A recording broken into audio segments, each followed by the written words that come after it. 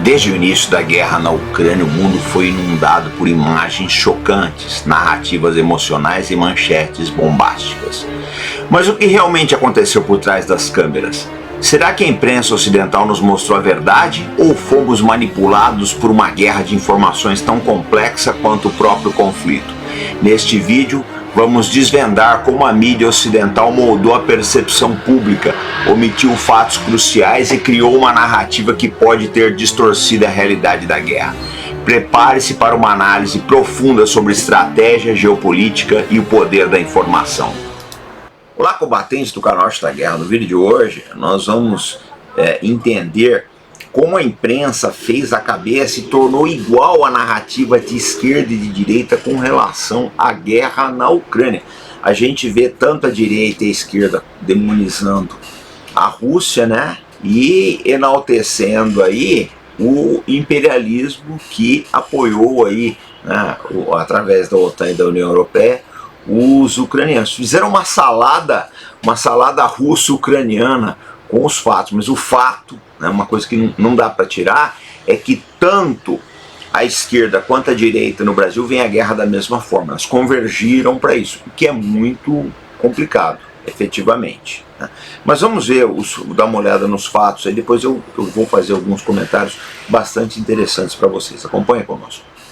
Bom, essa matéria aí, né, como vocês veem, do dia 26 de fevereiro de 2022, nos dias depois que começou a guerra. Então eles colocam aí que o exército russo usava um crematório móvel, que estavam tendo muitas baixas. Isso nunca ficou provado, e o que é pior, algumas mídias aqui do Brasil, né, muitas delas com grande repercussão, né, elas compartilharam essa notícia falsa. Eu acho que essa daí é uma das mais absurdas, né? Na linha os russos estão ficando sem combustível. A gente precisa lembrar que a Rússia tem uma das maiores reservas de petróleo e gás do planeta Terra. Então é muito difícil acreditar numa notícia assim. Aí essa, com pouco mais de 3 semanas aí do início da guerra, como o exército da Ucrânia conseguiu frear o avanço das tropas da Rússia? Não conseguiu frear. A verdade é essa, né? A Rússia continuou fazendo seus avanços. Em algumas épocas dessa guerra ela chegou a controlar 30% do território da Ucrânia e hoje controla cerca de 20 a 25%. Bom, essa daí ela vai completar 3 anos daqui a 12 dias. Rússia tem munição e alimentos para não mais que 3 dias, diz Ucrânia. Nisso a guerra já se arrastou por 3 anos. Esse aí veio com um mês de guerra, né? Eles colocam que o exército russo era incapaz de recompletar seus efetivos, então eles estavam perdoando dívidas dos soldados para que se alistassem.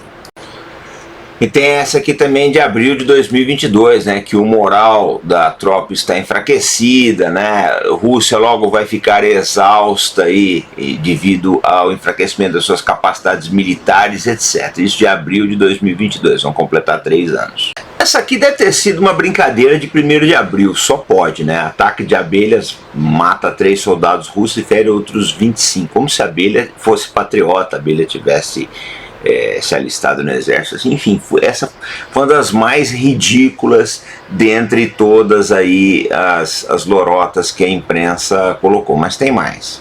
Olha aqui, ó, o exército de Putin está ficando sem munição porque as peças são fabricadas na Ucrânia. 3 de abril de 2022, volto a dizer, está ficando sem munição, e isso a guerra se arrastou por 3 anos, né? Então só se as peças que são fabricadas na Ucrânia continuam sendo vendidas para a Rússia. Só pode ser isso, né? Para quem acredita. Voltaram aqui com a história dos crematórios, o qual nunca se viu nem se ouviu falar. Bom, essa daí é de 10 de maio de 2022. Rússia precisa vender petróleo e está ficando sem opções. Com o tempo se provou, na verdade, que a Europa nunca parou de comprar petróleo da Rússia. Os russos nunca pararam de lucrar absurdamente com a sua venda de petróleo e gás. Esse aí também é de maio de 2022, o tal do fantasma de Kiev, que nunca apareceu. O que se viu no final é que a Força Aérea da Ucrânia foi pulverizada, precisaram fazer aí aportes de emergência de jatos F-16 e Mirage 2000. E vem mais uma aí. Rússia usa chips de geladeiras em aparatos militares, dizem Estados Unidos. A gente tem que lembrar que esse chip de geladeira aí está fazendo um estrago enorme, deixando a Ucrânia quase sem eletricidade. E essa aqui é de 29 de maio de 2022. Putin está com câncer e tem mais 3 meses de vida. Então daqui a 2 meses e 10 dias mais ou menos vocês conferem aí. Eu não sei não se essa previsão vai se concretizar. A gente tem mais essa. Adolescente vira herói de guerra ao pilotar drone na Ucrânia, ataque e destruiu o comboio russo. Quer dizer, são sempre histórias fantasiosas, né?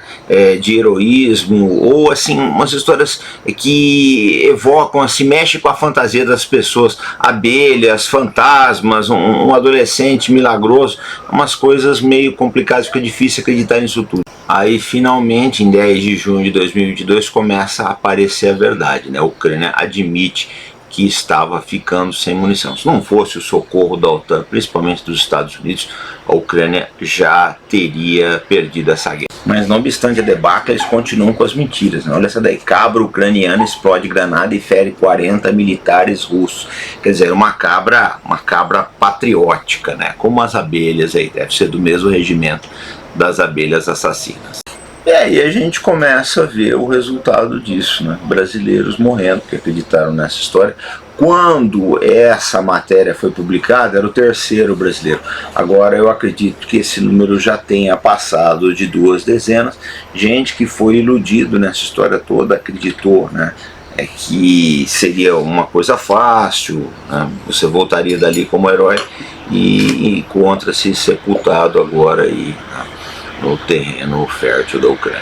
Bom, pessoal, aí a gente precisa entender, né, por que essa abordagem da imprensa ela provocou tanto frisson na esquerda e na direita, e ambos os lados ficaram sem entender o que estava acontecendo na guerra da Ucrânia. Então a gente preparou um relatório aqui dizendo o seguinte: em primeiro lugar, que as narrativas foram unilaterais, né?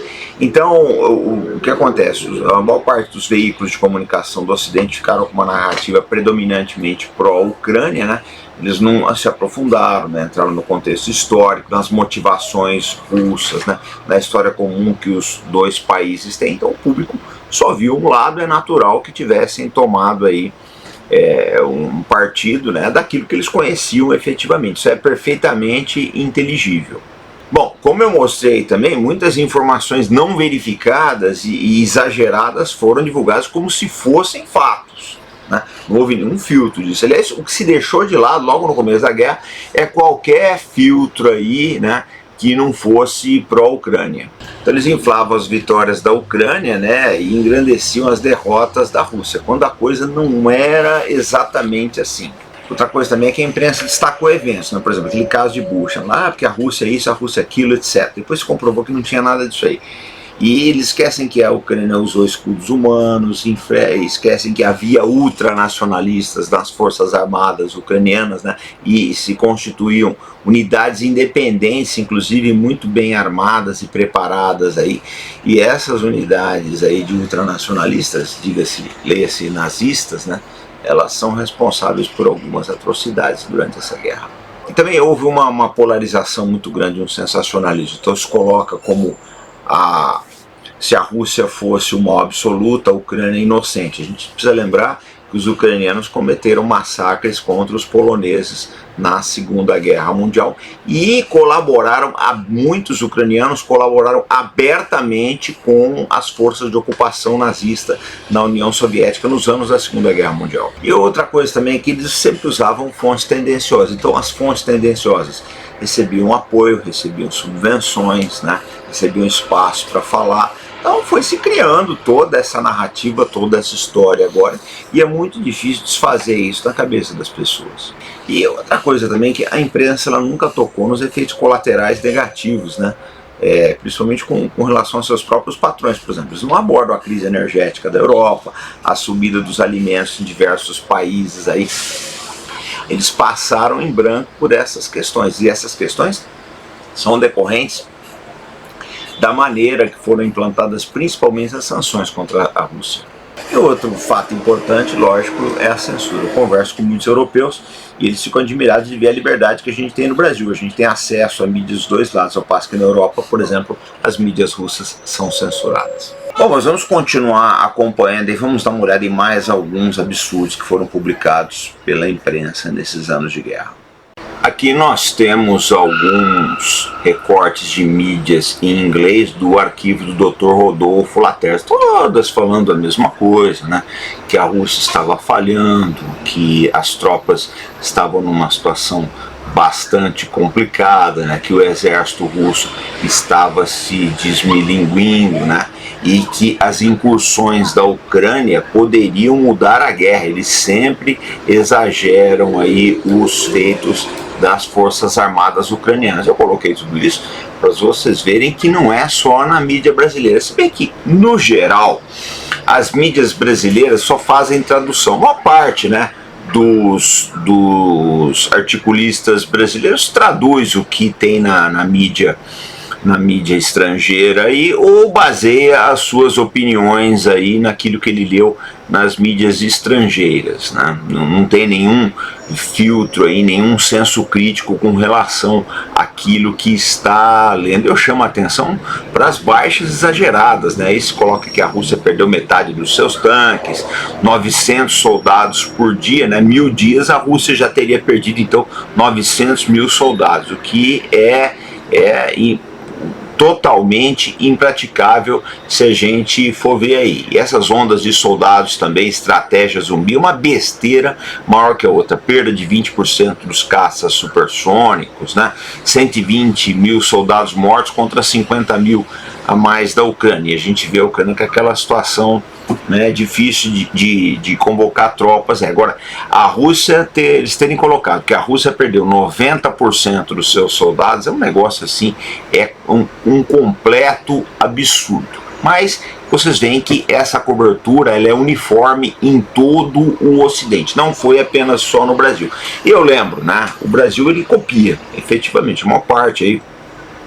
Os articulistas fazem um copy-cola aí de inglês, coloca no tradutor aí. Só no final que começa a aparecer efetivamente, né, a verdadeira face da guerra. Então, que por exemplo, a Ucrânia efetivamente ficou sem munição, né, que a Europa estava sofrendo muito por causa do problema do custo da energia. Depois a gente viu aí a quase falência da Volkswagen, a situação da BASF, etc. Enfim, as mentiras foram caindo uma por uma, mas é impressionante a quantidade de pessoas que ainda acreditam, né, que a Ucrânia está vencendo essa guerra, acreditam em todo esse cabedal de mentiras aí da Ucrânia. Uma outra coisa também é que se exagerou o papel do general Zaluzhny. Ele não é nenhum gênio militar, como está ficando provado no dia a dia aí, para quem fizer um balanço das operações enquanto ele era comandante das Forças Armadas da Ucrânia. Bom, pessoal, acho que quem assistiu o vídeo até agora entendeu o que foi que aconteceu, a quantidade de mentiras que foram contadas e que todo mundo acreditou, e muita gente que acreditou nisso acabou pagando com a vida, como alguns brasileiros que, seduzidos por essas narrativas, aí foram para a Ucrânia e acabaram tombando ali naquela guerra avassaladora. Agora, é interessante, é muito curioso ver como a narrativa, o entendimento da guerra no Brasil, tanto por parte da esquerda quanto da esquerda liberal, né? A esquerda histórica não, mas a esquerda liberal e a direita ficou a mesma coisa. O que é estranho, porque normalmente a esquerda ela sempre mergulhou mais nos temas geopolíticos, ela sempre teve uma visão mais aprofundada dos temas geopolíticos, mas não foi o que aconteceu. O pessoal foi na narrativa, né, de que era uma luta assim, do bem contra o mal, sem analisar aspectos históricos, sem ter um filtro crítico com relação a esses grandes acontecimentos. Então, quando alguém chegar para você e falar, olha, Putin é comunista, né? Alguém de direita chegar e falar, Putin é comunista, e falar, o pessoal da esquerda acha que ele é fascista. Você está concordando com o pessoal da esquerda, vocês dois demonizam o Putin. Foi isso que efetivamente aconteceu. O cérebro dessas pessoas fizeram uma limonada com o cérebro deles aí. Então diga o que você achou, né? desse vídeo aí, se você acha que a imprensa estava falando a verdade, ou se você concorda aí com o que nós colocamos, coloque no seu comentário aí, né, as suas impressões sobre a cobertura da imprensa na Guerra da Ucrânia. Eu vou deixar vocês com a vinheta de um curso que nós temos na Escola de Curso do Canorte da Guerra. O link para quem quiser adquirir se encontra aqui na descrição, sobre as guerras da Rússia. Tá? A Rússia travou mais de 200 guerras até hoje. O instrutor do curso é o Coronel Coutinho. E quem quiser ajudar o nosso canal, se inscreva, compartilhe. Você pode contribuir ou com superchats ou com o Pix que se encontra aqui na descrição do vídeo. Tá? E a gente volta daqui a pouco, então, sempre com responsabilidade e compromisso. Fé no Brasil, pessoal. Até mais.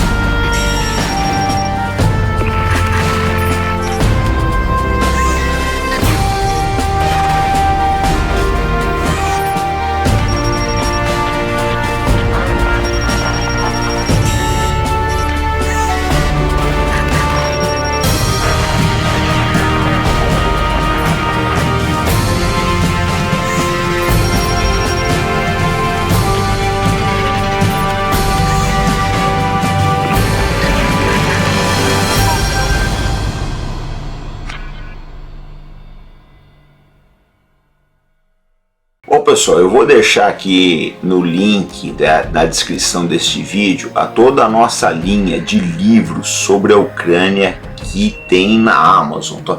É muita coisa, tem em diversas línguas, tá? Em diversos formatos também. Você vai achar coisas no Kindle, formato impresso, né?